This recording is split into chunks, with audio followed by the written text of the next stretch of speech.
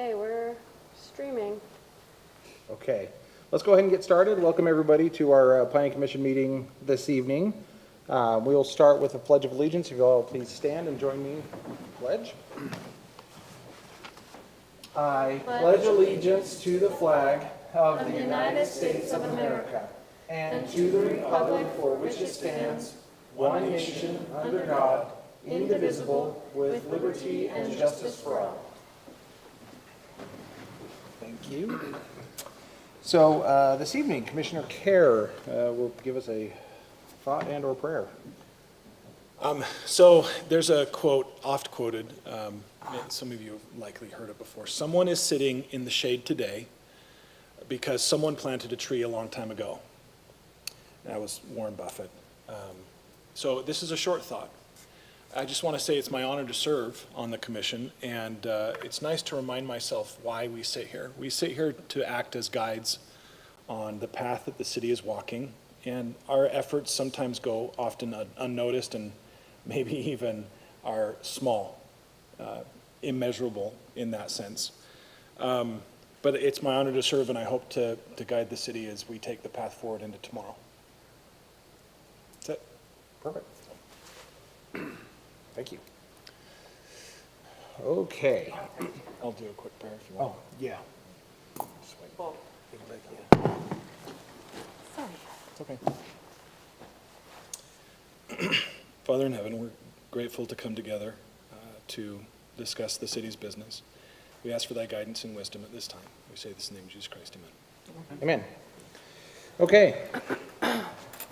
Let's get going. We're going to start out with the first item of business on the agenda tonight is a continuation of a public hearing that we had last time for a conceptual site plan for the Chipotle at 370 West 400 North. And we'll turn the time over to Corey. Thank you, Chair Daly.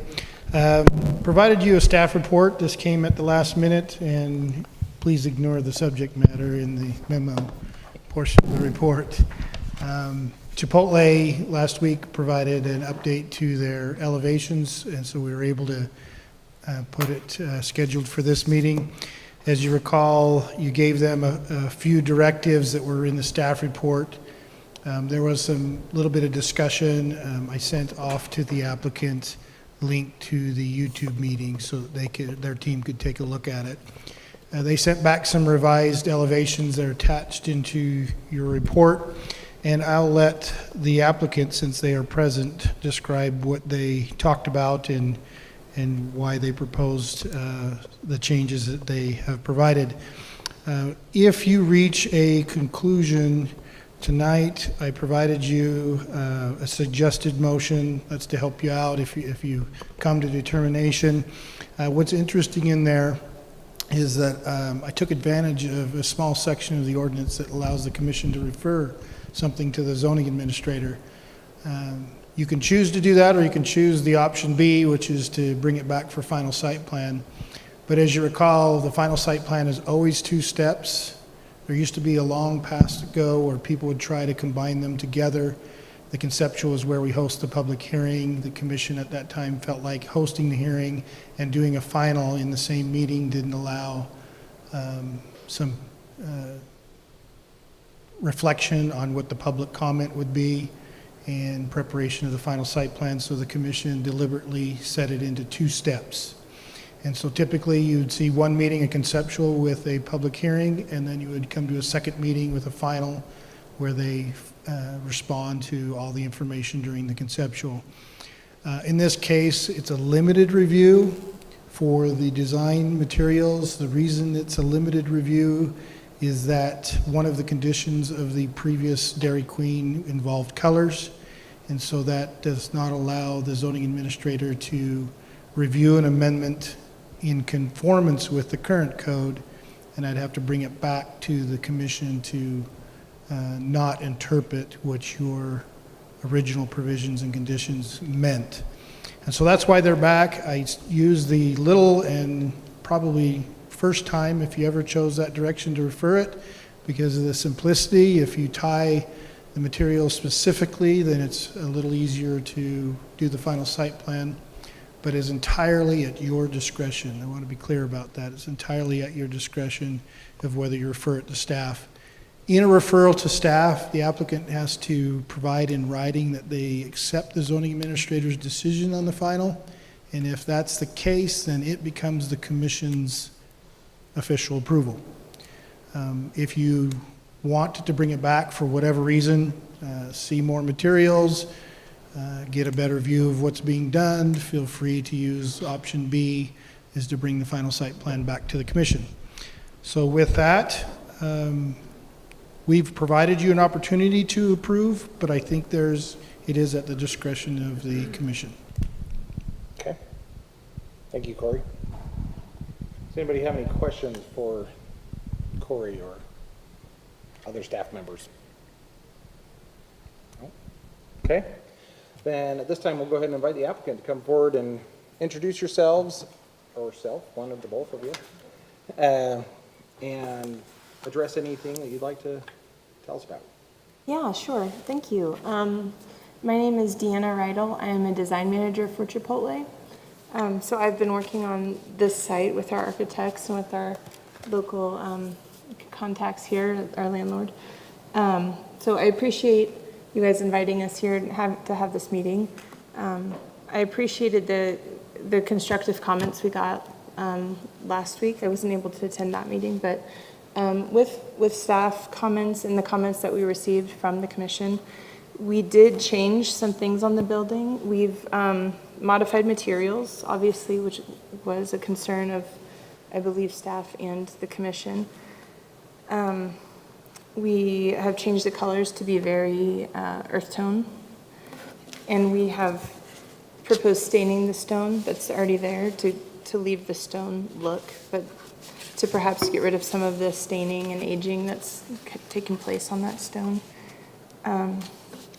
And in addition, there was a comment, I believe, last meeting about the north elevation. So we did decide to put some new light fixtures where there are some existing light fixtures, and we did add a sign to that elevation as well. So I believe that we have addressed nearly all, if not all, of the comments that we were given, and we're very excited about this project, and I'm glad that we got feedback so that we can obviously provide something that the local community can enjoy for years to come. So, yeah, I would love if there's any questions or concerns, I'd love to answer those. Yeah, does anybody else want to start? Becky? I just, I was wondering, I think last time we talked about how the pickup window was specifically decided because of the interior, and I just wanted to confirm that you still looked at that and have still made that decision. Yeah, so interestingly enough, that was an interesting comment, and that's something that, when I first looked at the building, I did wonder how that was going to lay out. The building size is almost identical to the size of building that we would build if we built a freestanding prototype building. And what's so funny is it fits perfectly with the way that our kitchen lays out, and the window is actually exactly where it would be prototypically.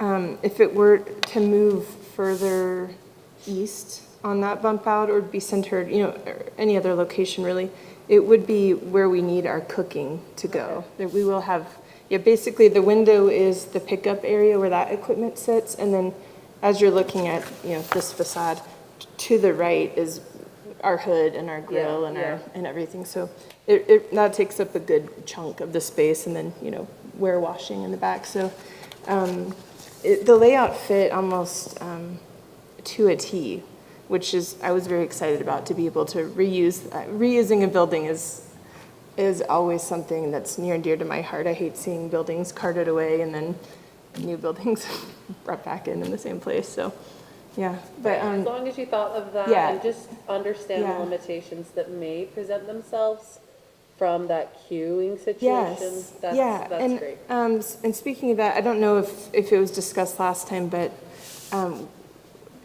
the queue line that they had now, wasn't here obviously when they were in operation. I don't know if there were any issues that they ever ran into. But there are two huge differences with ours as opposed to what they have. We won't have a menu board. There's no ordering in our Chipotle, is what we call it. There's no food making. That's all done ahead of time, so you have to order on your app ahead of time, and you pick a time slot to come. So really, you're just coming up to the window, saying your name, and they hand you your food. Okay. So there's no payment, there's no cooking to order, and there's no ordering. So the time spent is, seconds compared to minutes. That's really great information. Yeah, so I think that has been really helpful for us, especially in taking over some existing spaces where, you're kind of limited when you leave the building where it is. But what we found is usually the queue at a couple of the stores we've studied doesn't typically get more than 5 cars. So I feel confident that this will work very well. Okay. Yeah. And the cook to order would all be if you walk in? Correct. Okay. Yeah, the only way to really order and wait for your food is if you walk in. But even so, unless they're very busy or, low on staff or too many customers, at a rush, you're walking down the line and your food's ready. Yeah, there's not really, you still don't order and sit down and wait. But that would have been the case had we had a menu board and taken orders. But we have no plans to do that. We aren't even putting in infrastructure to ever do that. Cool, thank you. That's very helpful. That is very good to that's know. a great question. I'm glad you asked that. That's a significant change from what we had or what we kind of planned on, Assumed. right? Yeah, you would definitely assume. Yeah. Sure. And part of that is because of Dairy Queen was commonly spilling out onto Fourth West. I wondered. So it was a concern especially where you moved it over, and because they have 2 windows there. Right, that was the location of their pay window, and then the pickup window was, kind of gave them a little bit more space. Yeah, Okay, that but makes that's sense. good. Your explanation definitely clarifies a lot of stuff. And we will also have a couple pull Car ahead. space we're talking about. Yeah, but every car space we can get would be good, but with their Agreed. method, it kind of changes. Yeah, and we will have a couple pull ahead spots as well around the corner, just in case someone came to the window and you're like, your food's not ready, you came 10 minutes, whatever the case is. So that kind of alleviates Good idea. the traffic jam too. Any other questions? I will mention, I think at the last meeting, one of the things that I talked about was warmth. We have some warm stuff, and I did notice the colors here do feel warmer, and I like that the existing stone says warm gray. Yeah, yes. Yeah. We wanted to be clear what our intentions were. But it feels warmer, and it feels, it definitely seems to me like it'll fit right in with the beans and brews next to that and the Jiffy Lube. To me, it feels like it's right there in line with it. So Yeah, the stark white was what we kind of objected to before, and they've gone here to closer to a beige. Yeah, I like that. Softer. You're right. The stark white was. That was a lot different. Okay. I really appreciate you taking all of our comments into consideration. I think it's a beautiful building. I think it's going to look really nice. And it's really going to be harmonious with the surrounding area. Awesome. Well done. Yeah, I think it looks great, and I love the excuse to use these metal panels that we're showing in the building. They're my personal favorites. So whenever we get pushback, I'm like, hey, we can use these. So I'm excited about it. I'm glad that you feel like it'll be a good add to the city. I think that's great. Okay. Thank you. Anything else? No? Thank you. Okay. Okay, so this has been scheduled, noticed for a public hearing, a continuation of our public hearing from last time. So we will take this opportunity then to open up the public hearing for anybody who would like to come forward and discuss the matter. Seeing nobody, we will go ahead and close the public hearing. That's fine. Okay, any further comments or questions for staff or applicant or anybody else? Okay. So I guess as a commission, the main thing that we need to talk about for sure is, well, first of all, do we feel comfortable enough to be able to accept the conceptual site plan? And then if so, do we feel comfortable with 3A or would we prefer 3B? So, in my opinion, I feel like, I feel like this is harmonious with the area and it fits with it. And I trust that, the applicant and staff can work together on this one to finish it up. So I would support 3A on a motion to accept. But I'm open to other comments or... I think we've talked about doing 3A in several situations, and this would be a really good way to try it out and see how it works, and Corey can give us feedback after and let us know, and Mackenzie, and let us know if that's worked really well. But I think that's be good. Okay. I support that. Okay. Then, I just have a question. I'm still trying to comprehend this. So if we do 3A, it doesn't come back to us? It will- not for conceptual, but for, Final it will? Or it will come back? oh no, you're right, Corey, it does say the final site plan would be approved by the zoning administrator. So it will be done with us? Yeah, we won't see it again. Oh, I'm good with that. Yeah. And so, in my opinion, especially where this is, we're not building a new building in this case, we're not completely overhauling the site. Pretty much the site stays the same. I think this feels like a perfect opportunity to let staff make that call on it. So. Especially given that we've really expressed a lot of feedback, and they've taken a lot of feedback in this initial, situation. I feel like I've expressed a lot of what were my concerns, and they've addressed them. Yeah. I don't know how others feel about that. But. I really like it. Yeah. I like it, okay. That's a good question, because tripped me up for a second. Still trying to comprehend it. Any other thoughts or comments? If not, then somebody want to make a motion? I hereby make a motion for the Planning Commission to accept the conceptual site plan for changing the building design scheme for the Chipotle Mexican Grill located at 370 West, 400 North, aka Parish Lane, subject to conditions 1, 2, and 3A in the staff report, with suggested findings A and B. I'll second. Okay, we have a motion and a second. Any further discussion on our motion to accept? Okay, then can we start down this end? Commissioner Larson? Yay. Aye. Aye. Aye. Aye. Aye. Aye. Motion passes. Yay is good too. Yay. So, all right, that motion. More celebratory. Yes. Yeah, Couldn't wait. we're just celebrating it, exactly.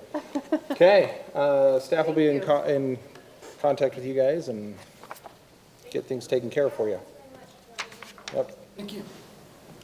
Okay, let's move on then to the next item on our agenda, which is a legislative recommendation, also scheduled for a public hearing. This is for a zone text amendment for food trucks. And we're going to turn the time over to Lisa to tell us all about food trucks. Okay, great. Can you all hear me? You Yeah. sound great. Okay, good. And hopefully my face isn't too big there. Okay, yeah, we've had this on our to-do list for quite some time, is to adopt a food truck ordinance in response to some legislative changes at the state level. And I think the intent of the state law is to allow more food trucks throughout communities and not put additional burdens on the food truck industry. But the regulations were fairly complicated, at least in my mind. They cross both zoning issues and business licensing issues. So you'll see we are proposing a new chapter in our zoning code to address the food trucks and what we can regulate, we're trying to regulate. And then some amendments to our temporary use ordinance, and then an entire new chapter in our business license section of our municipal code, and also some amendments there. So I think I just want to hit some highlights and explain the thought behind some of the ordinance drafting. But again, much of the state law is very restrictive or prohibitive, saying cities cannot regulate this, or they cannot do this with food trucks. So some of what I tried to do in section 1270.050 is actually just spell out all of those state law prohibitions. And so basically, as the city attorney, I'm trying to help, staff or commissioners, all of us just putting all of those prohibitions, which are throughout the state statute, in one place in our ordinances. So these are things that we cannot do. And then 060 is also just some more specifics that are city regulations. So when there were areas in the statute that we could regulate, so for instance, we have put in here that we're not recommending that they can operate in the public right-of-way. It's just dangerous, and that was one area that we could regulate. So we thought, again, let's start out at restrictive level to the extent we can and see how it goes. And then also the issue of food truck events. So essentially, if somebody wants to have an event, which is more than one food truck, we are going to require them to get a conditional use permit. But once one person or one food truck operator or the event operator gets a conditional use permit, all those food trucks can come in and they basically do not have to pay any fees. They're just covered under that one conditional use permit. So I think most of these regulations are in line with the intent of the state law. We aren't trying to, push the boundaries of the statute or anything like that. And then just to regulate under our business license, which isn't as much of an interest for the Planning Commission, but essentially they are saying that if a food truck operator already has a business license in another community, that they don't have to get one in our community as long as they have the health certificate and the fire certificate.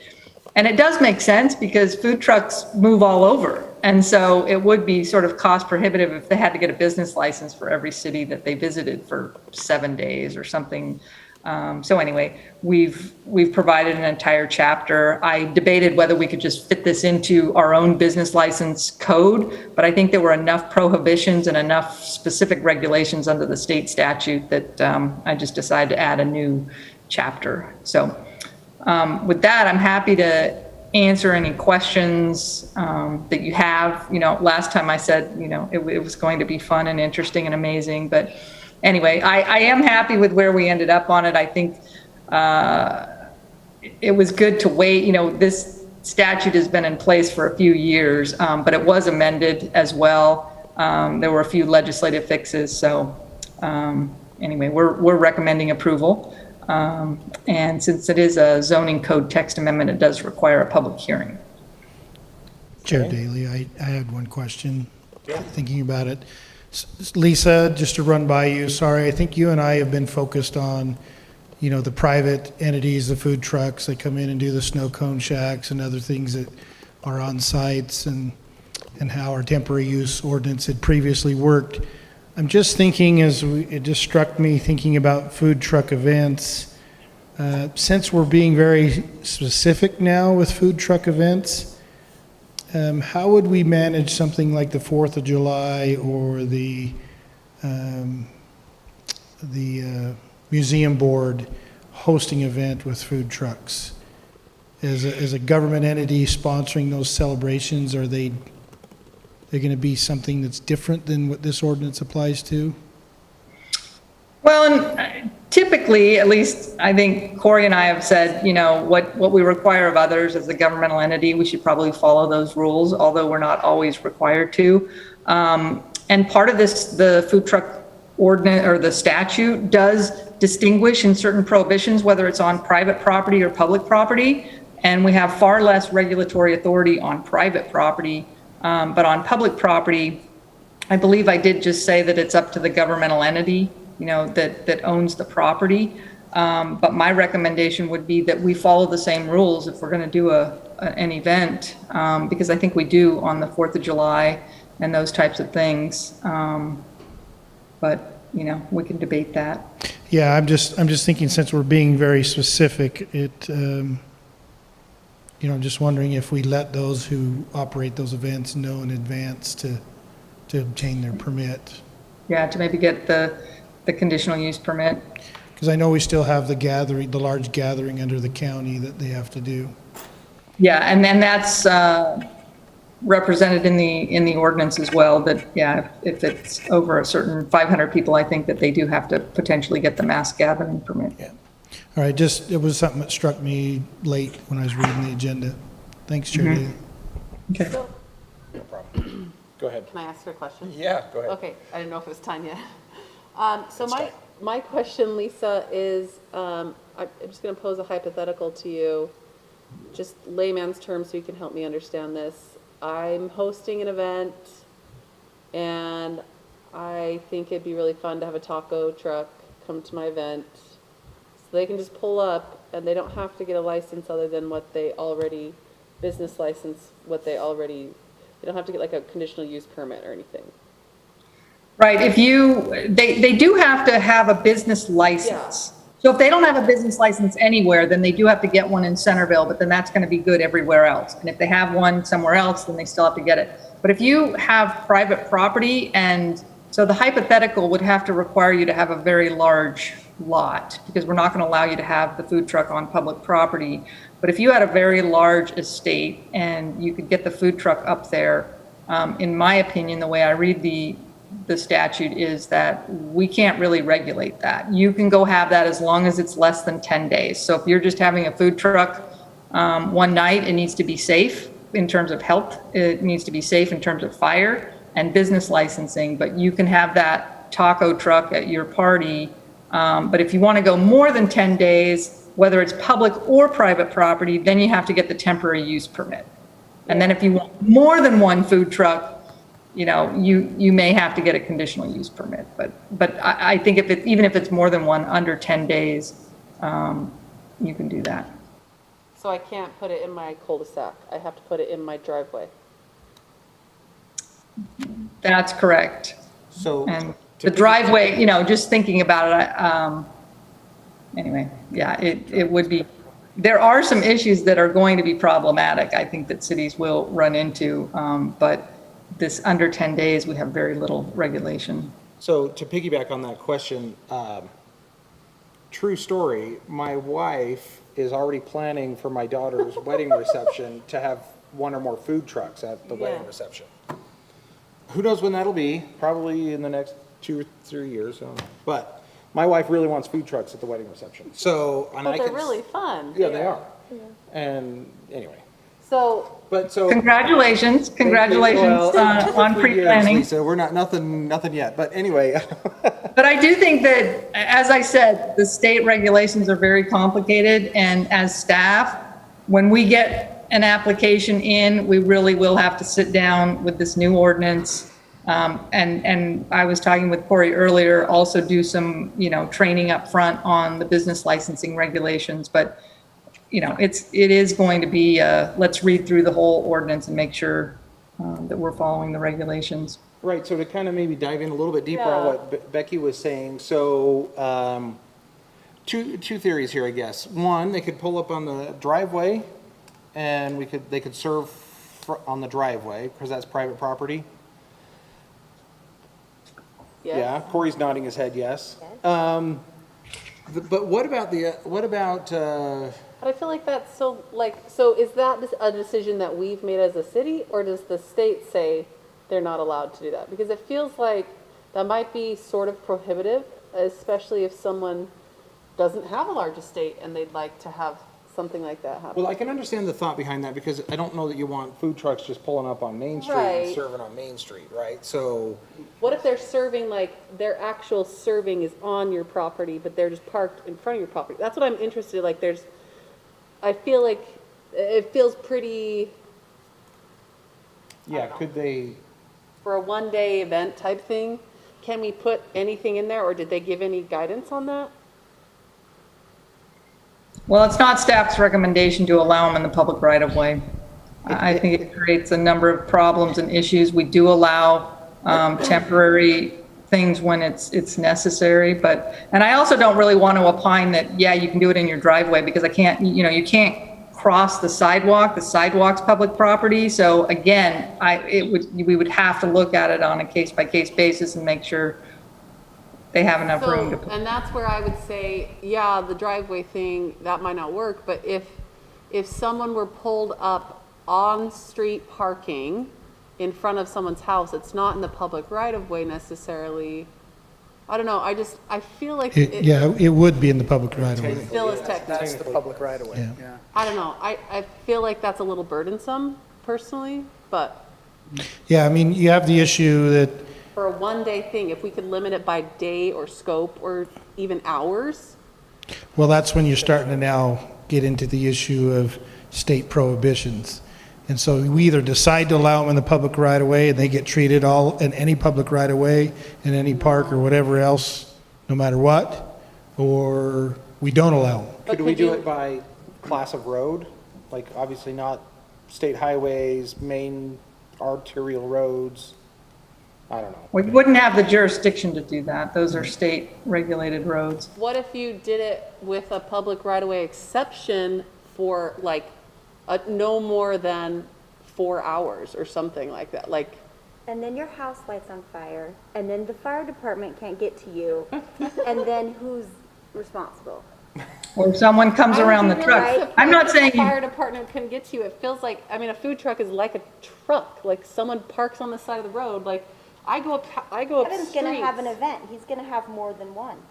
He's Well, I think it's different when it's more than one. I'm just saying. But if you have a taco truck, just a single use one, we've already talked about more than one would require a conditional use permit, which would obviously have additional I don't think a guidance. food truck should obstruct traffic, pedestrian or vehicular in any way. I agree, 100%.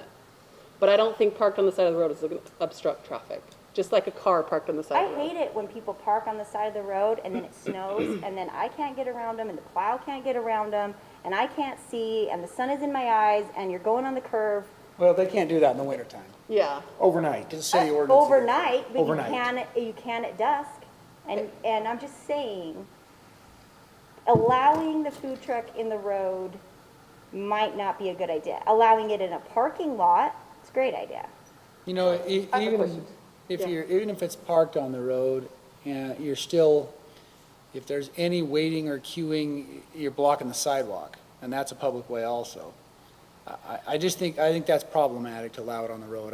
I don't think, So here's my follow-up it's very question. that- clean to say, not in the public way, only on private property. If we start trying to muddy those waters, it's gonna get really confusing. So what about this then, Lisa?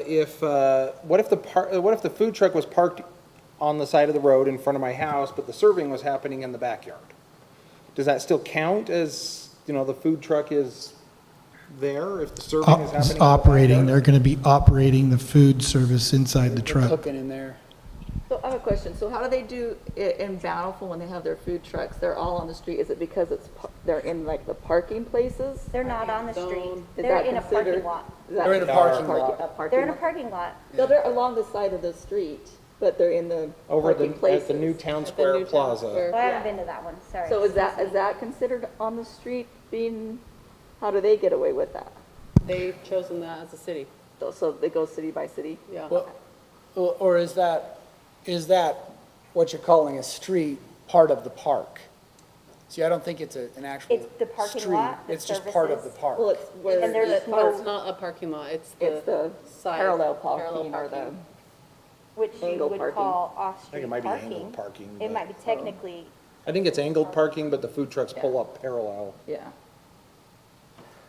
Well, I can sense that the commission does not agree with me, but I would highly recommend that we are not too restrictive because I've been to different cities and different parties where people have done this, and it's been really fun, and it has never impeded traffic. No one's like, I can't drive around this truck. They're like, it's parked on the side, just like anything is parked on the side, and there is not foot traffic that is like, oh, I can't get around. It's like, there's a few people getting a taco and they walk away. So I understand the concern, but I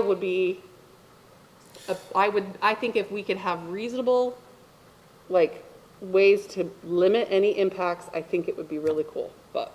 So I guess that's part of the thing. I think this is a good conversation. This is a good discussion.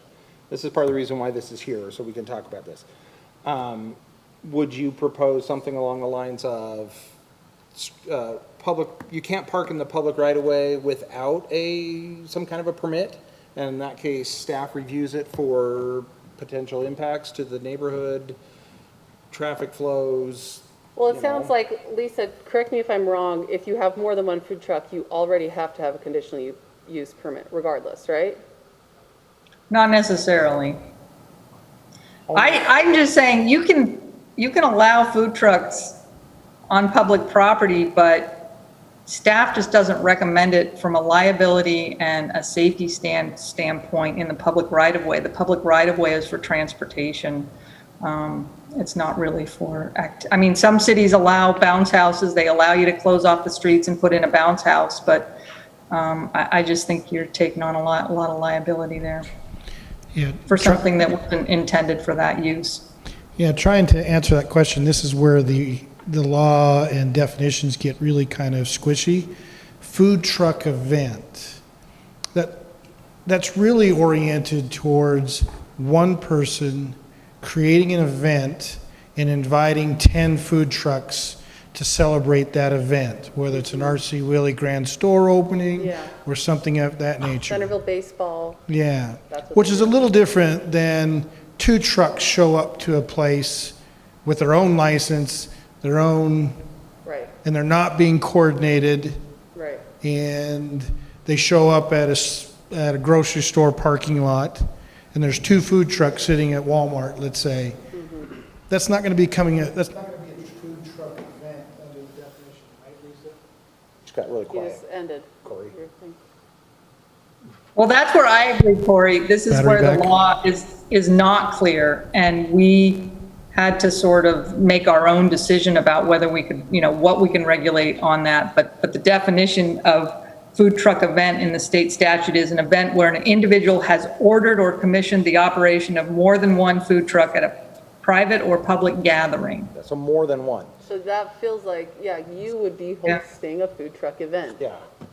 if you wanted to do two. If we want to do two, that's a food truck event. And I feel like that would put in that conditional use permit, which would allow us to have at least some, staff have some say on, mitigating any kind of issues. So here's the thing, I can definitely see that, because we're thinking usually of a nice quiet residential neighborhood. Right. But I think the hard part is separating out what's quiet enough in terms of a street, right? Because there are some streets that the city owns the street, but they're decently busy, that if you parked a food truck on the side of it, that you might actually For cause example, the traffic. residents that live on the frontage road. There are residences that face the frontage road. And gosh, I want to have a food truck, and I'm going to park it on the frontage road. But again, I'm hearing your concern, but I have seen street parking, I don't see how it's different than street parking to me. What on-street about, parking. what if I'm a food truck and then I'm so popular, people want to service it as a drive-up? Well, if you're a food truck and you're limited to an event that's 4 hours, then there's that's not gonna happen. It's gonna be a 4-hour thing, and you're having it in front of someone's house. Like, that's very different than just some random food truck saying, I wanna park wherever they want for whatever. So having an individual hire, maybe that's it. Maybe it's that there has to be some sort of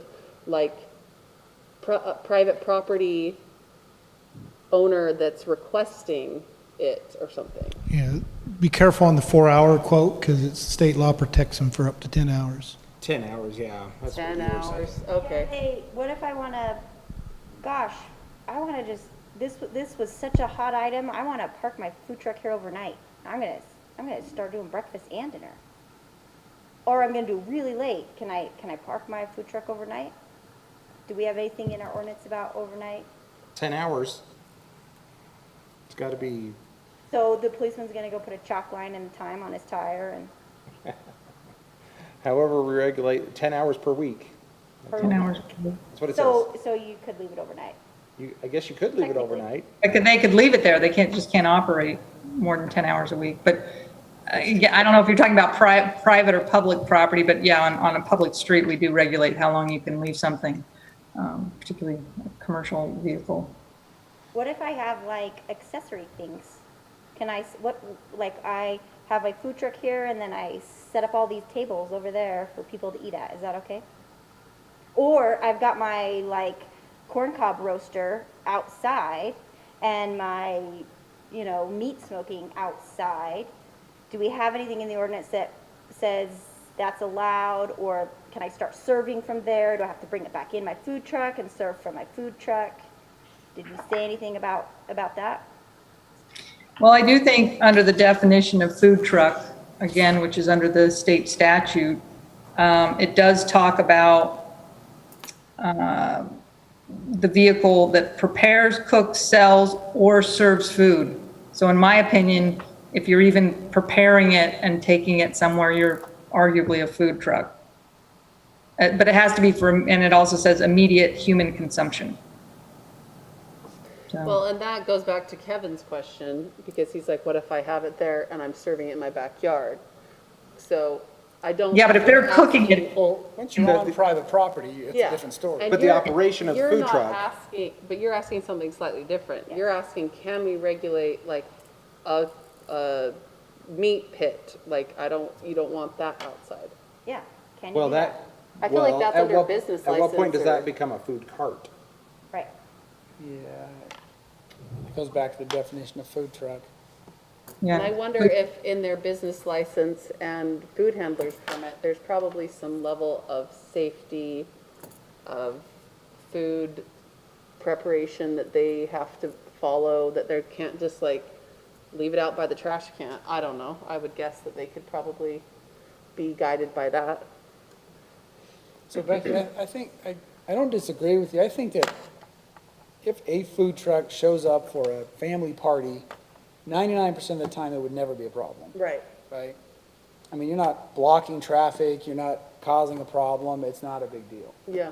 If you start adding 2 trucks and so on, that's kind of different, but, I mean, I guess what we're talking about is, are we concerned about that 1% of the time when maybe there is a problem, Yeah. I feel like, Like you said, you could just say private property and they would just put it on the driveway. or side yard or whatever, Yeah. pull onto the front Yeah. lawn. I Yep. mean, whatever, Ruin your sprinklers. Yep. It's been done, right? Yeah. I mean, Yeah, Kevin, you better start planning now. I know. I gotta prepare a spot for the food trucks. I worry that we're, anyway. Okay. One thing, and I think you make great points, because there are a lot of cities that embrace them. And where Centerville is, we don't have a high demand Right. for the food trucks. We may, but we have to adopt an ordinance, so Lisa and I are starting out at that conservative spot. Look, we'll do it so that you can have your private event on your own. If and when the city wants to start being, I'll use a term that could be a trigger word, more urban, That's it, you're done. maybe that's a time that we change the ordinance and go that direction. But I think from my perspective, you wait for that pressure, and So- then decide accordingly. Well, let me push back on you on that a little bit, Corey. So, sure, Bountiful has a really great Food Truck Friday. It's an excellent event every Friday at their new town square. And that's probably part of the reason why there's not much demand for something like that in Centerville, because Bountiful's already doing it. But if we sit back and we say, well, we just got to wait for the demand to come, but we have all these restrictions that really Yeah. prevent the demand, Yeah. will the demand ever come? Yeah. Let me push back to you with a positive way of that. That's fine, yeah, that's fine. Previous commissions did not like the Rainbow Shacks, the hot dog that was over by the 3D video, the hot dog operator. Yeah, There was a push by the planning commission previously to get rid of the temporary uses and not allow them at all. And so I think that's where Lisa and I sit is I agree with you. If you're thinking about attracting business, you're creating a new center, these are the more urban things to think about in promoting your city. But is that the personality and character of Centerville? Is that demand wanting to be there? And the answer from I hear already is some of us are saying, yeah, I think we should, because cities do allow it in the public right of way in a lot of places. But I also hear that, you sit in some areas of the city and residents would be very irritated with a regular event of food truck happening in their neighborhood on their street, even though it's not Jennings Lane or 400 East. they would be very upset that there's a regular operation that's happening next to them. And so that's where I'm talking about in demand, is not so much the demand for the food truck to come in, it's the demand of an economic promotion of what we wanting to do, or residents start embracing that type of environment. I don't see that in the personality center domain. Well, and can I piggyback on that, Corey? I agree with you. I agree that I can't think of very many places, even in Centerville, that would work to have a regular food truck event. That is not what I'm talking about. This is not at all what I am advocating or thinking is part of our culture. I am thinking of giving property owners the opportunity and the right to not be encumbered to prevent them from having a party and promoting local business for a very short, Well, you know, I agree with. limited window, limited scope, that I think, yeah, if I start having a food truck just parking overnight, I'd be bugged. Yeah. If I have regular food truck events, even when I lived down by Centerville, the community park, there were a lot of events that had not just food trucks, but just a ton of people that would show up. And I had my entire street packed with on-street parking, all down 4th West, all on my street, all in there. I could hardly turn. So yeah, I get it. There's like busy times when things happen. But I'm talking about just a single, just an owner And I agree having with that you if you opportunity. look at it from a property right perspective to the positive expectation of being able to do something like that. But you're using the public right of way at that point, Right. not your private property. Right, which is, And what about residents in a neighborhood who feel like their private property right in the serenity of their neighborhood is being infringed by the desires of somebody else to use public property? well, and I can see that as well, even just on-street parking. Someone drives down the street and they're so bugged that their neighbor has their giant, RV or whatever out or It whatever. calls in and the neighbor's garbage cans are in my front. Yeah, I get it. My neighbor keeps using the parking lot, no parking's on the street in front of my house, what are Yep. we gonna do about it? We have people who are coming in and visit for a week with the RV, park it, plug in the electricity, and we immediately get a complaint. And that's what I'm talking about is the personality of Centerville. Are we really ready to go there yet? And the answer from some is, let's try it. And the answers from staff is, we've got to pass this ordinance, and we've got to get it through the personality of the city that we deal with. And That's why we stay conservative. And I think, Matt makes a good point that private property is, for me, a good sort of middle ground to allow someone to just put it on private property. I think it limits it quite a bit personally, and I don't think it would be too encumbering to have it in that public, off-street parking, but I've heard some feedback, and so there we go. So I have 2 questions, if that's okay. Yeah, no, we're done with No, you can ask a question. Yeah, go ahead. So this is, I think, Lisa, you'd be probably good to answer on these. I actually really like the ordinance as drafted. I have 2 questions, not because I want to make changes, but I just want to make sure they're considered. I think as written, everything looks good. But I do want to ask location. I could think of a bad actor that tries to define location as a 10-foot spot, and then he or she moves the truck and then redefines his location as a new site. Do you know what I mean? Like 10 feet away. Do you think that we need to guard against that in any way by expanding the definition on location? Yeah, that's an interesting idea. Something to consider. I don't think it's clear. By just moving it. Or- Sort of along the lines of location is defined to be something within 1,000 feet or something like that. I don't know. And that's to help from circumventing that 10-hour rule? That's what you're talking Yeah, about? because I could think of a bad actor saying, you know what, I'm going to do this, and I'm just going to creep down the street each day, 10 hours a day,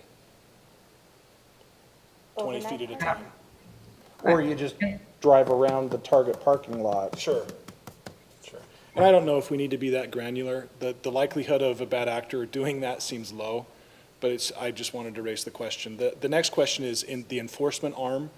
I read it as the enforcement being business licensing enforcement, but nothing else. Did I miss another enforcement mechanism? The zoning code provisions could be enforced through the zoning code, and the business licensing provisions will be enforced through the business licensing. So it may not, the ordinance may not mention it, but we do have our enforcement provision, I think, in chapter 1223 of the zoning code. As long as there's a branch there, because if we're having reciprocal recognition, we may not have a business license enforcement ability. Good point. Yeah, so, and that's the way I look at it. If it's the same thing, like if it's a business licensing issue, we use that enforcement mechanism and that appeal mechanism. If it's a building code issue, we use that enforcement and that appeal. And if it's a zoning code, we'll use the zoning code provisions. Okay. So Lisa, kind of one question I had about business licenses and also the, what was it, the health department permit? Is there any definition about where that's issued from? The same county, the same state? Does it matter? Could they come from Idaho? I think it has to be the county of jurisdiction of the, likely the, either where it was issued.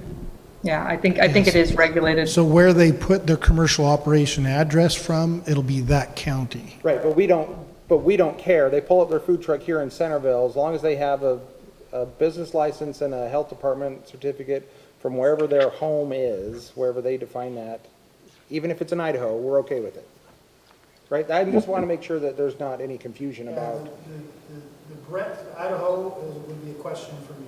Yeah, I don't know if we're going to recognize an Idaho license. That might be. Utah, it's reciprocal, and it's not about we don't care. The state says you won't. Yeah. Let's see. Okay, do we need to clarify that though, just to make sure that there's no confusion about, hey, my brother-in-law has this killer food truck up in Pocatello, and he's gonna come down to my event here and do it. Yeah, it does say local. I don't have a brother-in-law in Pocatello. Is your daughter dating anyone? She is. So I guess you're asking about two issues. One is whether we recognize a business license from Idaho, which likely the answer is no. If it's not already in state law, we can look at putting that in our code. And the second question was the health department. It does just say that it has to be from a local health department under the act. And so I think the act does specify that, what local health department. Let's see if they define it. Local health department means the same as that term is defined in 26A1-102. Very helpful. So that's. It's covered. Do you have that one printed out, Lisa? Oh, it's good enough in my. It's good. Well, but you know what I mean, like, I don't know, I just don't want there to be some confusion for something down the road for some, especially if somebody's trying to do a food truck event, and they're like, yeah, these are the ones I want to have here, and we're, as a city, we say, well, these ones are great, that one's not gonna work, you know? Make that really clear up front. Yeah. Take away the ambiguity.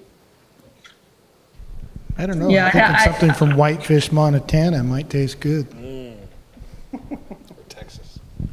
Yeah. Some real tech. Okay, here it is. Yeah, it is covered in the state law. A political subdivision shall consider valid within the political subdivision's jurisdiction, meaning Centerville, and approval from another political subdivision within the state. Okay. So are we to approve this, or what's the process right here? Well, let me ask you this, do we need to give you time, Lisa, to maybe go back and address Mason's questions, concerns, and anything else? Well, we do need to have did we have the public hearing? We have not yet, so we can do that. But before we vote, or, I mean, maybe we vote to table and give you time, or do you not, what do you think? Well, I'm fine with letting it move forward, frankly, because I think that there's an argument to be said that location means something more than within 5 feet, right? There's intent that can be read into the statute. Even the state statute doesn't define location. So unless anybody feels like it's necessary, we don't need to get that granular. I did want to raise it, though, just to make sure that we've thought that through. Okay, that's fine. Well, I'll leave that to you then. If you feel comfortable with it, then. And I'm fine with it moving forward, but I would defer to Lisa's expertise and wisdom in that regard. Yeah, and I'm happy to look at that. Again, I'd want to just look at all the statutes again, because they do have some timeframes, they have distinctions between public and private property, and they do have some locational restrictions. So I would be hesitant to do something, but I think the locational restriction may be just limited to a locational distance within a restaurant, so we could take a look at that. So, Lisa, I don't want to, this isn't normally the way that I would like to do this, but the city council still has to see this, right? So, you know, we can say, we've discussed it, here's some things, we'll defer to you, Lisa, and your professional opinion that if you need to maybe amend it or recommend an amendment for the city council, can you do that? I don't know. Yeah, I think if the planning commission thinks it's important to add a locational restriction, then I would say definitely direct staff to do so and bring it back to you. Otherwise you can just say, yeah, just like you did with Chipotle, you know, we direct staff to review that and see if it's a legitimate definition to add. I'm personally not concerned about it, but there might be others who are. I'm okay to proceed with it. It sounds like you are. Yeah. You're okay? Okay. Then we can do that. And just, I did have another question. What was it? Oh, I did want to clarify. So in the definitions, we define food cart, but I don't really see food cart mentioned anywhere else. Is food cart not covered by this? So you can put your food cart wherever you want? You can... That's correct. So there's two sort of types of uses that were excluded from the definition of food truck, meaning these two kinds of things are not covered by the Food Truck Act. And one is a food cart, which is sort of those taco stands that they have around, mainly in Salt Lake City and downtown. So it's just a cart. And the second is the ice cream truck. So ice cream trucks are also not included. So I just added those definitions so that you can see those are not things regulated by this chapter. Hey, that actually helps answer a couple questions, I think, because that may answer a question that you were kind of asking about outside of the truck, kind of doing some of that, right? Well, that's why I said, is that a food cart? Well, and, you know, I'm actually interested in just discussing this a hair further. Does a food cart mean like something that truly could just be pulled behind like a truck? Yeah, it says a cart that is not motorized. So hypothetically, you pull, this is what I was thinking when I was thinking food truck, but it's not, it doesn't actually have, I was thinking it was kind of one and the same. You could pull your trailer up in the public right of way? But then it does say that the No, vendor 'cause- standing outside the frame of the cart, Yeah. No, that would end up under the temporary use section by Okay. default. you can't do it from within. Still just, it would have to be private property. No, food carts are not regulated by this ordinance. But So your- food carts now just drop back into the temporary use. So yeah, so it's not, so that's what I'm asking. Is the food cart, if I pull it up, I cannot park it on the side of the road? No, you can't operate it from the side of the road under the zoning ordinance. Because it's defined in a different ordinance that say, No use outside of that ordinance can be done in I think you lost your thing. And I think the way to look at it is that this statute is, Battery runs out. as I mentioned, very prohibitive. And so when we say food cart is not included in the definition of food truck, it means that our hands are not tied and we can regulate it under our standard zoning authority, Okay. Okay. which is what we do. But so food right- truck, we're limited. So right now it falls to the temporary use. You can't just show up and do a food cart. So, But you could on a private property because it's private property. No, you'd have to get a use permit for that. Or a trailer that holds food in it? okay. It's called retail sales outside of an You establishment. can do your own at your own house. Okay, I'm learning so many things here. Well, this is good. I like this discussion. I'm also planning ahead to a future event, and maybe we have one food truck in the driveway and then an ice cream truck that does laps around the neighborhood.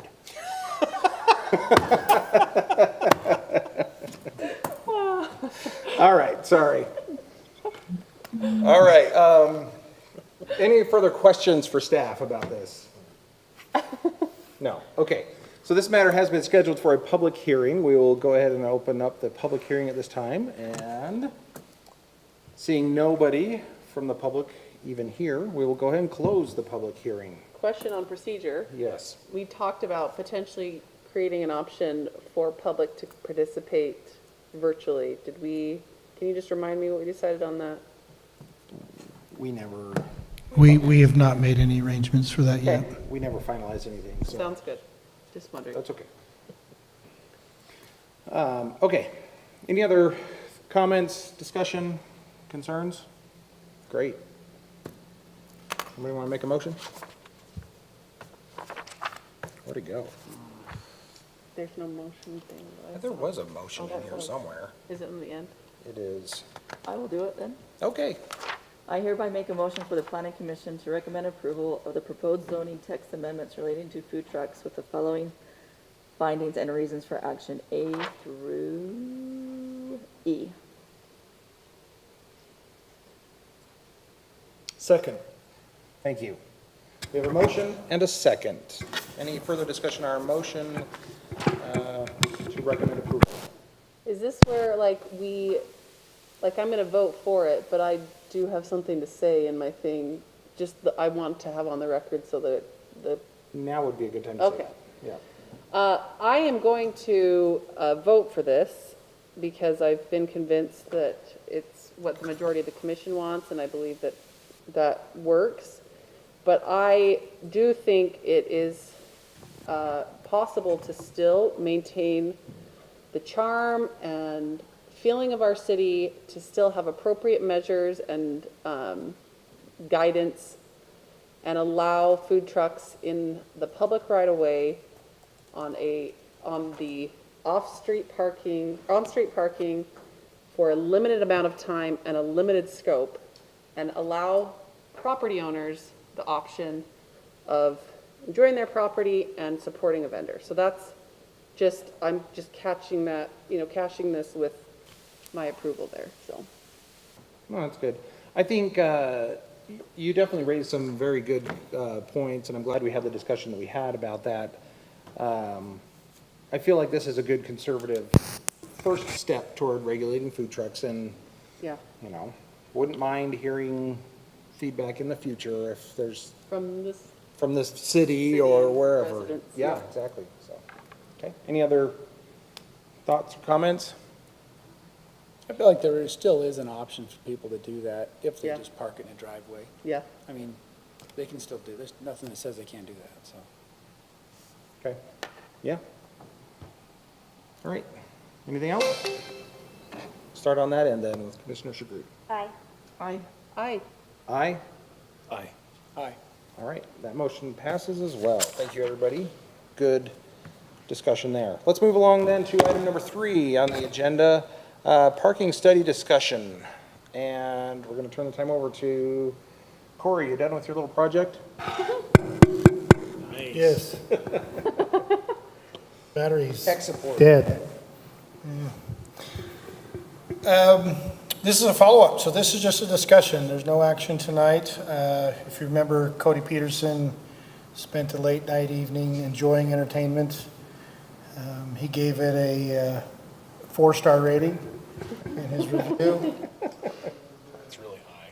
Said, come back and let me do it again in a year. And not until then. Let's make sure we pick the longest meeting possible and put him at the end. I felt bad for him. Probably should have rescheduled that. But we also needed to finish out the contract, so it was good that way. So he's provided the table to you. I think there's, what I've done in the memo is re-summarized again from previous memos, where we were at, what uses you specifically wanted to look at in all the different zones. We also added some at a staff level when I discussed it with the city manager. There were a few items expanded into it. So we had ESI Engineering take a look at those elements. Right off the bat, I know like church and places of worship was a concern when we had an approval. The flex space, where they come in with 200 square feet of office and 12,000 square feet of warehouse, and then we place in the dance studios and retails and Coconut Cove playground and things that were not really envisioned in the original layout. Still shows some problems, and I think we're getting better at addressing it. The memo obviously shows you where they have the ITE manual, where he did some studies of his own. He kind of summarized that in his presentation. I've looked over it, and I think for the most part, the suggested recommendations are reasonable.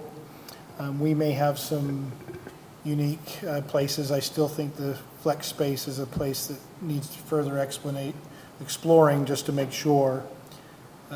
Because now we have a request in to just do a parking lot on another piece of property for the clients on the other lots. And so it shows me that they're running out of their parking, their patron parking, and trying to find a nearby off-site parking for their project. So I think we still need to look at that to make sure that we're comfortable with it. The other thing I added into memo is the concept of the parking modification. And I'd just like to take just a minute to describe my thoughts. Without quoting Lisa, because I'm not quoting Lisa, but generally in our discussions, it's uncomfortable, particularly from a law perspective, trying to be clean in your approvals to allow a bunch of exceptions and exemptions and things of that nature for parking. And that's been reiterated by the commission's discussion in the past as waivers have come to you. And, there's two thoughts to the waiver from my perspective. One, if we consistently have waivers coming to you, is there a problem with our ordinance? And so we have that problem with the vehicle repair, particularly Dave's Auto. When we had that discussion, it required up to 90 stalls. We agreed at 45, I think, in the end on that one. And so I think there are those places where it's been an ordinance problem. A place, though, that raises a concern, and I've heard it in discussion with other commissioners, is the unused parking at Home Depot or Walmart. When you start addressing those kind of issues, you're really trying, at some certain point, have a cap. You're really looking for a cap for those type of situations where a business wants way more than what their real operational demand would support. And we've not walked the road of a cap, but just keep that in the background. Excessive parking would require us to adopt some type of cap based on operational use. And we don't have that ordinance, and we don't have that structurally being analyzed at this point, but just keep that in mind. But I still really, as a professional planner, support a parking modification. Because I think cities are, if you notice Farmington and the others in comparison, that parking is, what we decide during your application. And that's really uncomfortable to go around and say, let's be so loose with the parking count that we decide for each application. That's a real big parking modification. That's just whatever we feel at the end of the day. And that's a scary place. But I still think it's difficult to call out all uses, come to a scaled parking for all uses, and we still have to play in some generalities for parking. And sometimes folks within those categories do have a different type of operation.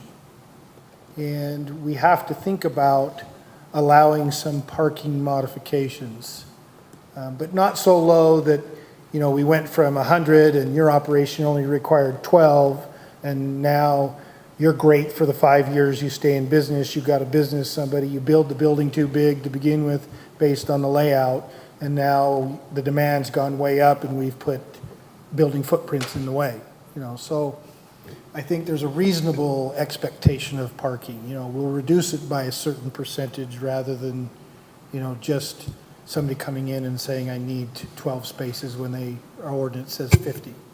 So I keep that in mind, that we should be using parking modifications. We just may have to improve the language of our parking modification when and how we would allow that parking modification. So keep that discussion in mind. And then the last item, just to think about, as land prices go up, as development occurs, we don't want the Home Depot situation to come into play. We do want to get to the point where our worry about parking is not as worrisome in a code perspective. The idea is that if a patron or business owner can't figure out their parking, in some sense, isn't that kind of their fault? Now, that's being overly simplified, obviously, because we do care to some degree that somebody doesn't do something dumb. But square footage, gaining the most out of a piece of property in a land use pattern becomes a benefit economically for everybody involved. And congestion and shared parking and those kind of items all play a role. You know, an example that I think that maybe was an error in the placement of parking, but was still a right decision to make, is we received a lot of complaints about the theater and the private boulevard on-street parking. And why does the city allow all those residents to park along that private boulevard? And it seems to me, from my perspective, you know, we had two problems. The first one is that the idea of those development was a future potential front runner stop back during that idea. So that northwest corner of the theater site was a potential place for parking of a front runner station. And the favorite place for people to park is on the west side, adjacent to the apartments. And the apartments spillover parking was really planned to be in that parking lot. Their second stall was inside that parking lot. Their first stall was inside their development because we wanted to have encourage that idea that this was a potential TOD, even though it was a small operating TOD, and that apartment living wasn't to have a second, third, fourth, and fifth car while you're living in those apartments. And we were finding people were parking 3 and 4 cars when they rented those units. And so they needed to be adjusted to a lifestyle. That's why there was some spillover and why they parked on 200 North before the new storage units got built in that dirt area. But at the same time, the complaints were is I can't speed along that private lane because of all the on-street parking. And for me, that's like, yes, exactly. We don't want you speeding along there. We want that congestion there. We want that kind of sardine feeling to some extent because that was supposed to be a slow road. That was not a whiz to get there late to your meeting or a movie and get a parking stall right next to the front door. So it's a long, complicated thing, but there is a movement to not regulate parking and get more square footage in the land pattern and let the business sector planning developments figure out their actual parking need rather than city ordinances. So I don't think we're there yet. I don't want to necessarily promote it, but just keep that in mind. That's really urban. It's really urban. It's really urban. And I don't think we're there yet. So from there, I think the study showed us that the office parking at 5 per thousand was too much. And I think that was a knee-jerk reaction for a cliche to the dentist office on Main Street. And so we were requiring a local little problem on a residential major arterial road, and we applied it across the board, entire citywide, and I think that was a mistake. You're talking about the Pitt Dental? Pitt Dental. Okay. If you remember, the Pioneer Nursery site was there. There was a parking lot associated with the outdoor outlet, and Pitt Dental was required to get a lease since they own part of the property, a permanent lease for the permanent approval lease, if you will, for that across the street parking until that land developed. Yeah. and now we have the fire station on it, so. Okay. So there's some interesting things. For the most part, I think we are pretty good on the recommendations. I think we can refine what you want to think about and further refine some of the things that I've thought about for flex space. So Corey, as I kind of went back through this table again, a couple of questions I had, and I probably maybe should have read the narrative better, but reading is hard. So on page 4 of the table, it says, for example, shopping center, row 19. We've got Target, and then the proposed parking rate over toward the right is 3.6 per thousand. And then the next one below that, also shopping center, Colonial Ace is 2.5 per thousand. What are we differentiating there? Is that a difference in zoning, or what are we, what is it, 3.6 or 2.5? Well, it's based on probably their square footage is what he's looking at in their use, but you do have two different zones. You have a CVH zone, which is your Target, and you have your CH zone, which is your Colonial Ace. So, but I guess when we turn this into something that we would vote on and put this into our zoning code, are we going to differentiate it based on? No, I think that's where you take those two and you start looking at it and saying, how do we merge? Because obviously he's showing that there is an okay reduction from the 4 per thousand. Yep. And so we could stick to the 4 per thousand in some instances and allow that Colonial Ace to fall under that 4 per thousand. But he is saying to you that their functional operation looks like it's only about 2.5. And so do we drop it to 3 and hit a middle road for both? I would probably recommend that we stay at the 4 per thousand. That's pretty standard across any retail use. Okay. Because you could have an Ace somewhere else and be very popularly used. But I do like the idea, he's got in here wholesale and warehousing, 2.5, 2, and 3.6 per thousand compared to our 1. And honestly, you know, that seems to be an area where we have a problem because of that flex space that you're talking about. People always come in and tell us, oh, this is going to be almost all warehouse. But guess what? Yeah, we're going to slap a Coconut Cove in here. And Yeah, that's one where I would modify it probably, so that's why I keep bringing up the flex space. yeah, I'd probably have further discussion where the first 20,000 square feet of building, this is your parking. And then we lower it down past that to, you're devoted to warehousing, we can reduce you down to the 1 per sure, I thousand. get that, yeah, I like that approach. And I'll push back a little bit to that. I mean, Okay. have you seen any problems with the Coconut Cove? I don't go to Coconut Cove, so I don't know. The answer from staff is yes, they've ran out of parking and can't lease their last spot. So listen to this. Coconut Cove has not had a problem. The owner Yeah. of the land has put themselves in a situation where they cannot now lease that. Partly because we have we have some restrictions on parking that doesn't allow that, but also partly because they just didn't Right. plan their stuff properly. So that's on them, and I actually don't feel bad in that situation because I feel like we tell them, this is the level that you have, this is the amount that you can have for each use, and this, they know ahead of time when they are planning their stuff out, it's required on them.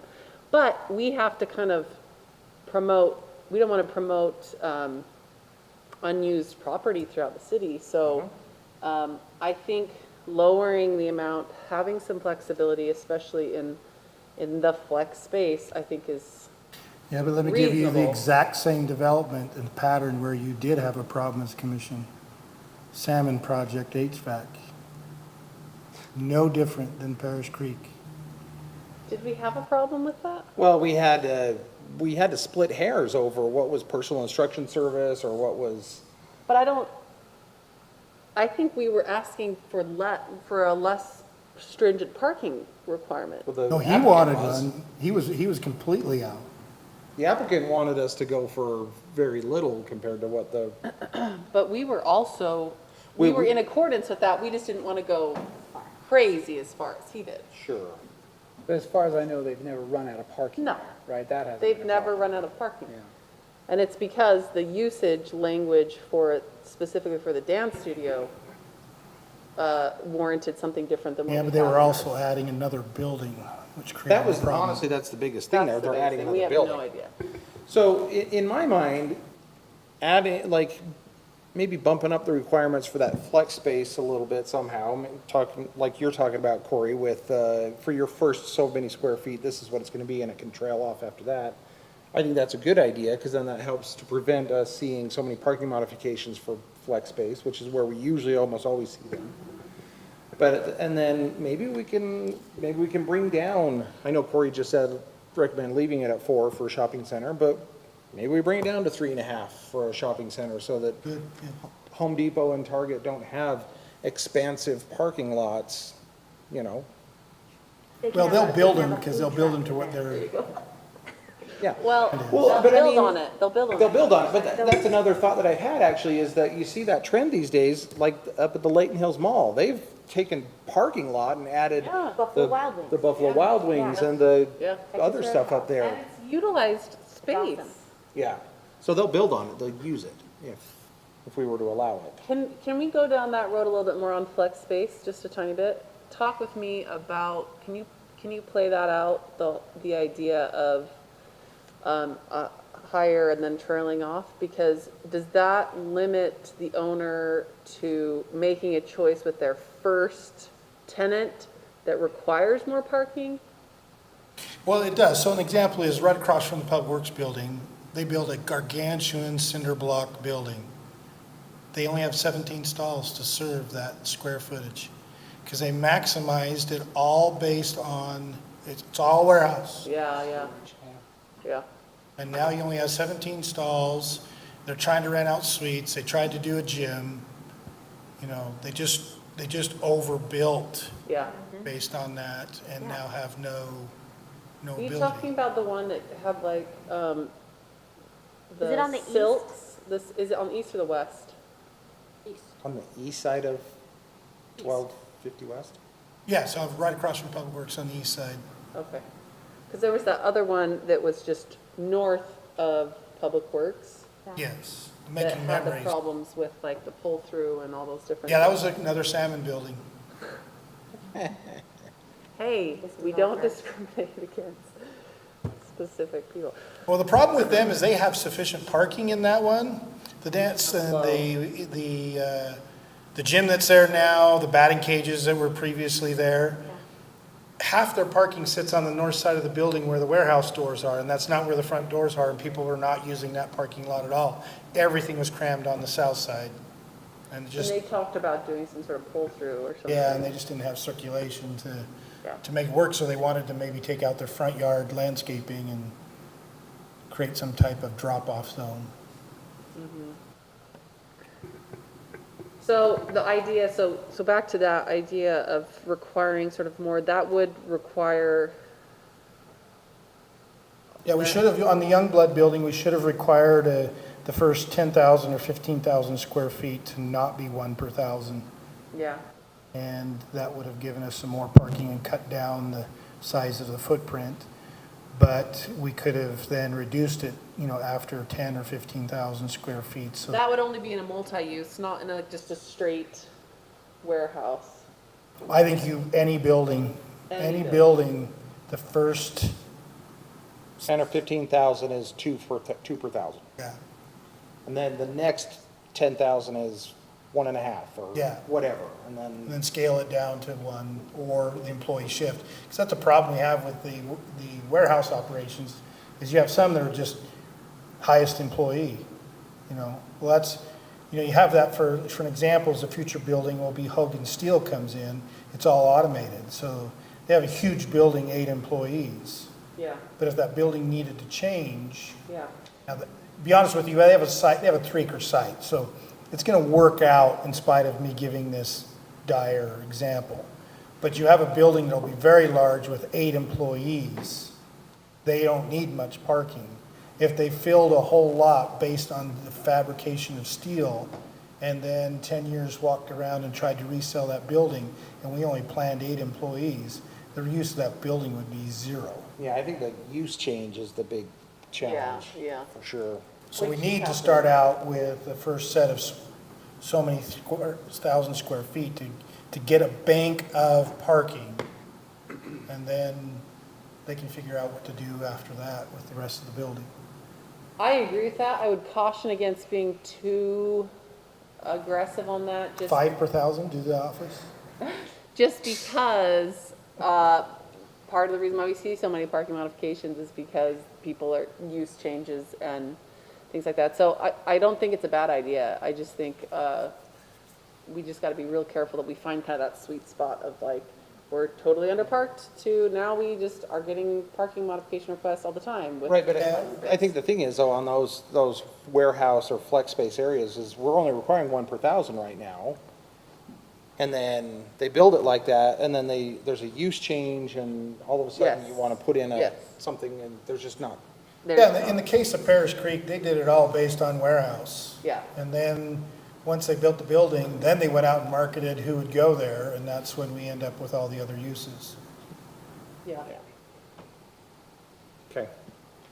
So Corey, I think the main thing we're looking for here today is a discussion, this kind of question and answer, and then the next step will be, you're going to come back to us with an actual proposal? Yeah, I would come back with the ordinance changes from this table, just asking, is there any particulars that you want to highlight? I've picked my points of highlighting. I think church and place of worship is another place that's been of concern. How do we handle assembly?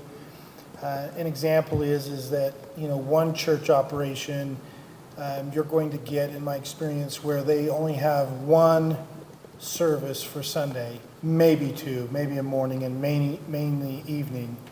And they came in and said they only needed the 25 or 30 stalls.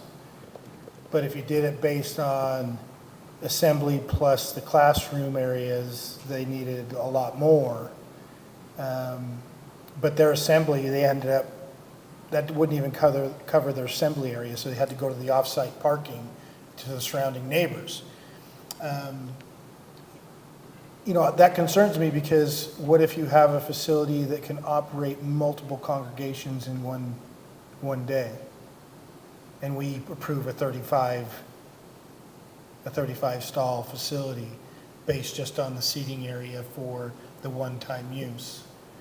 And so I think he started looking at, there's some seats per seat changes in some other areas, but I think that's another concern that I have with the parking, because we had somebody be able to show that they could convert a small manufacturing building that was proved really onto warehousing and turn it into a church, and there was no real parking bank available for it, so they came in for the modification, and we did the off-site modification in that case. And the shared parking, how is that working out?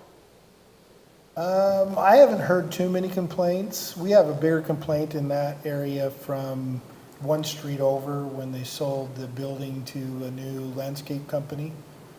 And they come in for their training, and there's trucks parked up and down the road, and the users in that area, they're residents, but they're 8 to 5 residents, complain about the use of the street.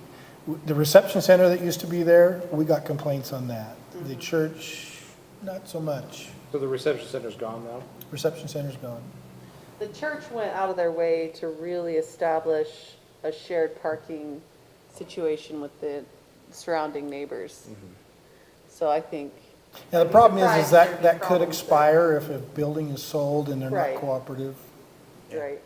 So Corey, in this table, it says the ITE rate is 0.22 per seat or 9.44 per 1,000 square feet gross floor area? Is that what it's saying? Yeah, they're moving it, he's moving it to 3, well, that's club. Yeah, row 3. Yeah, so he's moving it over to 7 per 1,000, when we used to do 1 per We did. 26 inches of seat. I don't know what it is, permanent and non-permanent. So it says Centerville code .17 Yeah, that's what it would translate out to, is .17. per seat. 0.17 per 1,000 square feet. So what is, I have been confused also by this because he uses one thing and then the unit is Yeah. different on the other.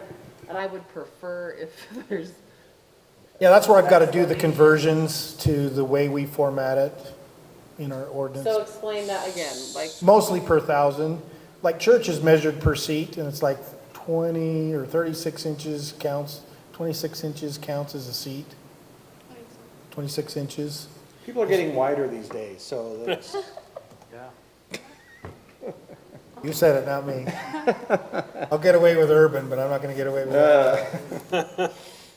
So I've got to go back in and work with him on just a couple of questions and make sure I understand the mathematical calculation change, because he's going to a square footage.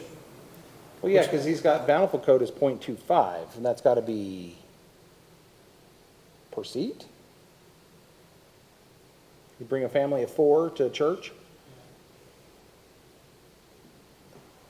I don't know.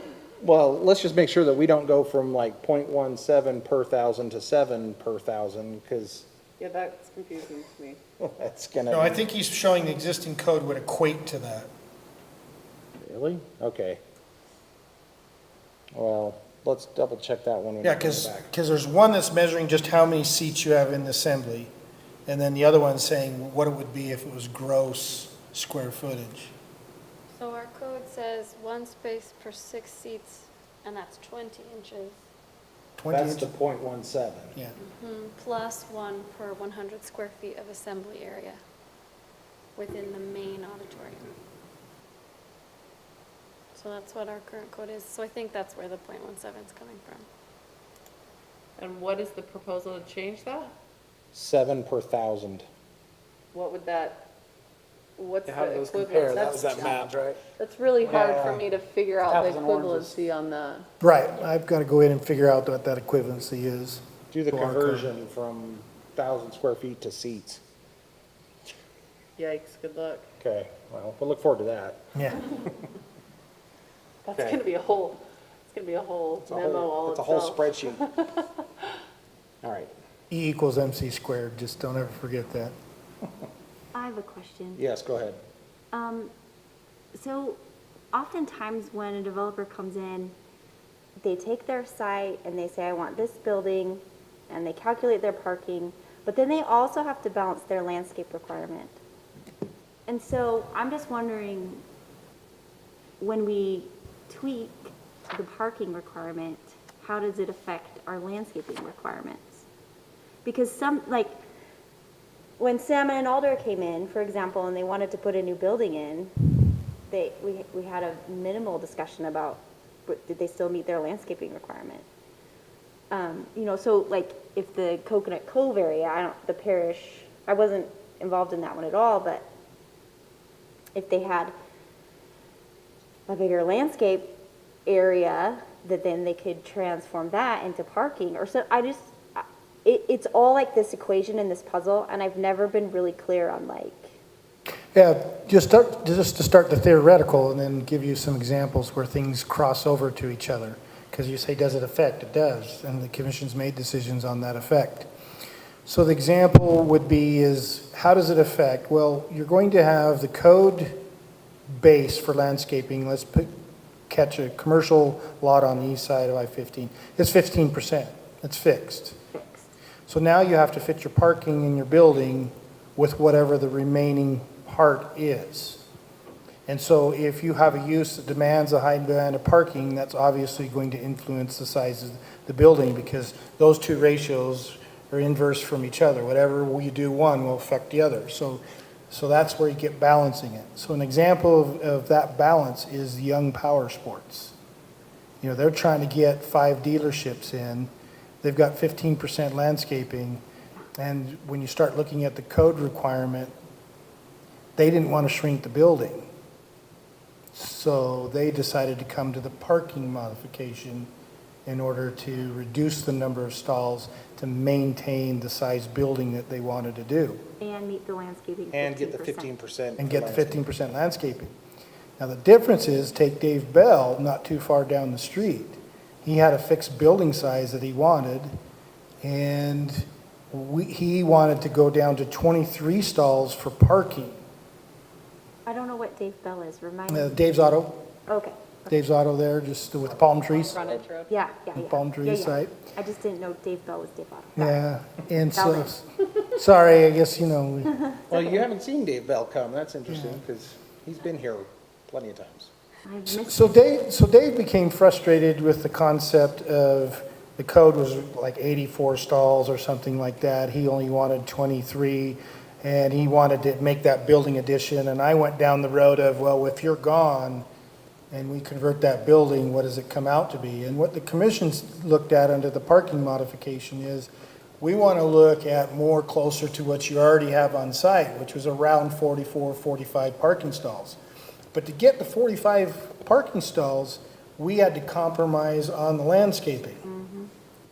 And so we did a waiver under the landscaping at that point in time to balance the size of building he was demanding, the parking that we wanted, and we gave that up on the 30-foot buffer to the residential in order to accommodate that. So Yeah, that one was a special one, and it's a special one, I'm just trying to give a layout issue. yeah, to add a little context to that one, part of the reason She why, was here on that one, that was like the tree. Were you here for that one? It was the back one, the trees. he wanted like all of his landscape to be way back in the back of the property, shoved back there where nobody would see it. And so it was kind of like, well, do we put all the landscaping back in the back, or do we give him a waiver and let him have a few more parking spots or something, you know?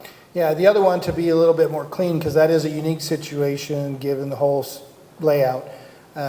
Over on the west side, 1275 west, so you're at end of 1250, you turn west, you're over by the UDOT sheds now. There's a new building out there. We have a 30% requirement of open space. And open space is landscaping and other elements, because it's a Shorelands Commerce Park.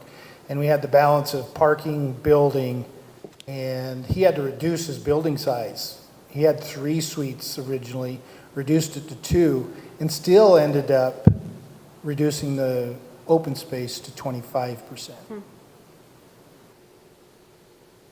So it depends on where they want to push and what they're trying to hold sacred on their development. And then we push back saying, like Dave Bell is right, it was all in the back. What did the landscape buffer do with an 8-foot wall? I mean, there's, you know, a whole host of issues. So that place balanced out to the landscaping compromise in that case.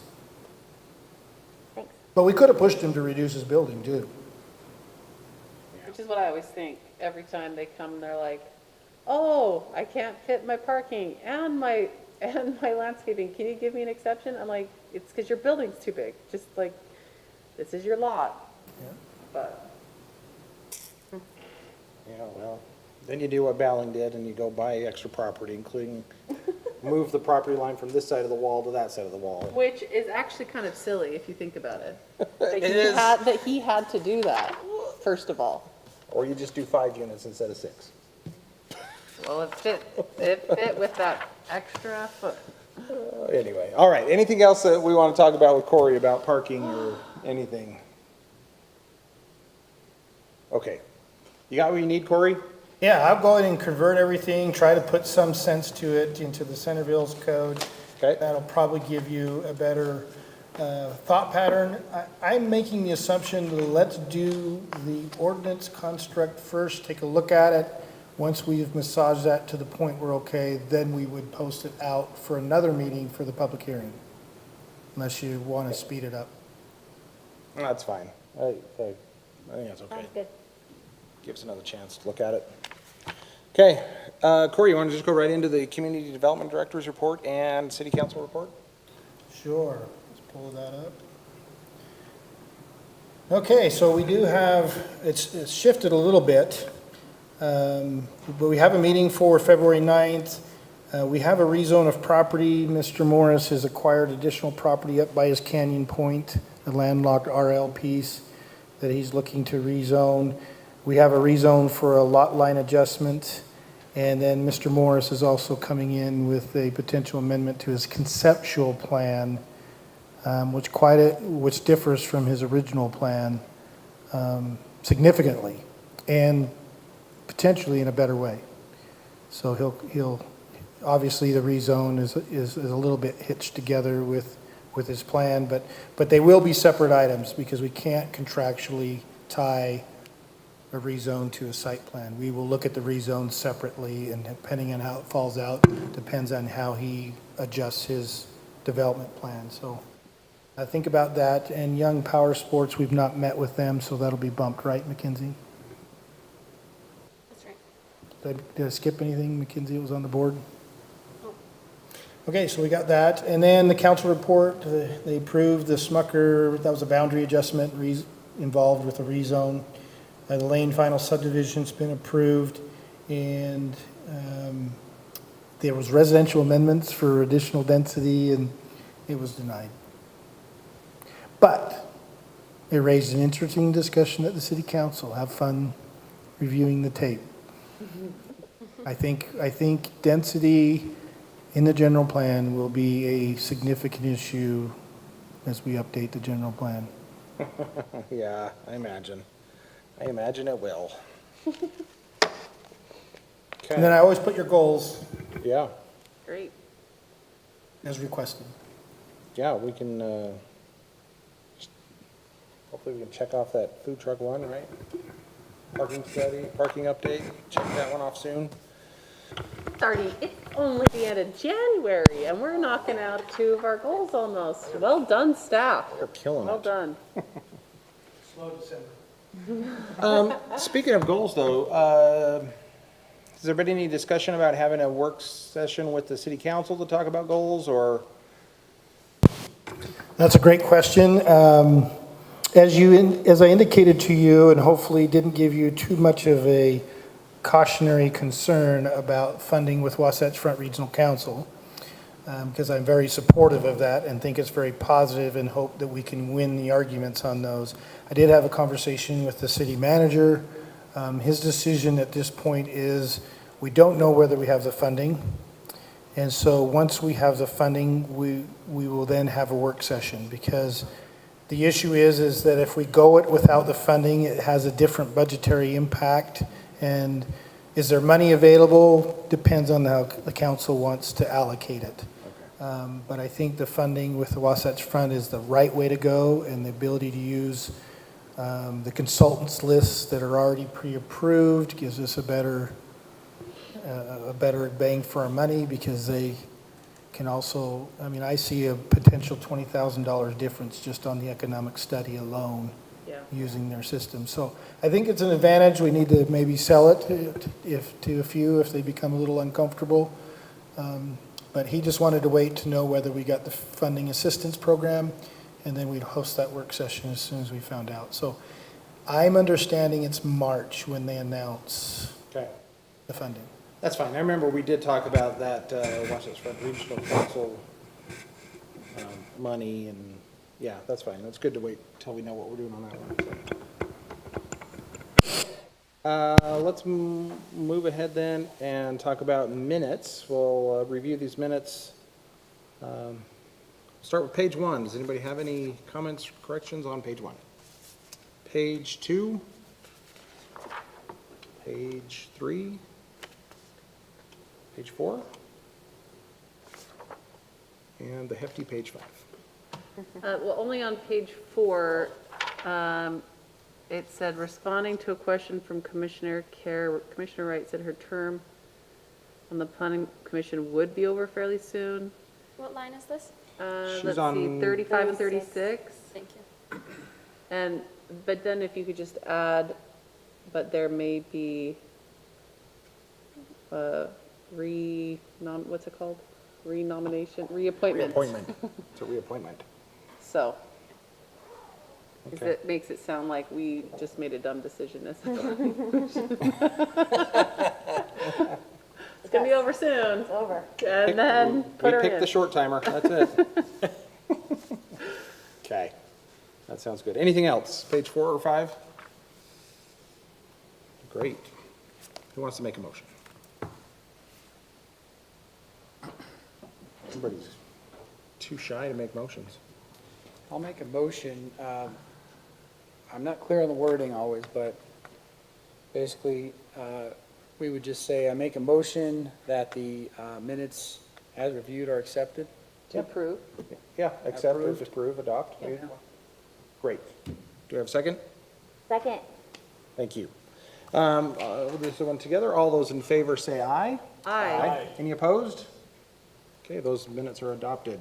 I make a motion to adjourn. Second. All those in favor say aye. Aye. Any opposed? We are adjourned.